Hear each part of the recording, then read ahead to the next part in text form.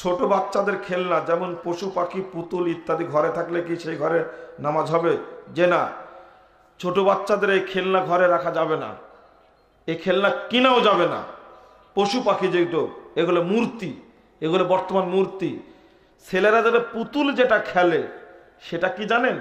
ওই যে মাটি দিয়ে বানালো, খেলা যখন শেষ হলো ভেঙে ফেললো, এই পুতুলটা জায়েজ। কথা বুঝেননি আপনারা? এই পুতুলটা কি জায়েজ। যদিও কোনো কোনো আলেম মন্তব্য করেছেন যে এগুলো জায়েজ আছে, কিন্তু আমরা এক বাক্যে এগুলোকে একবারে নিষেধ করি। মূর্তি কিনতে কিনতে বড় বাচ্চার জন্য মূর্তি কিনে ফেলেছে, অপবিত্র।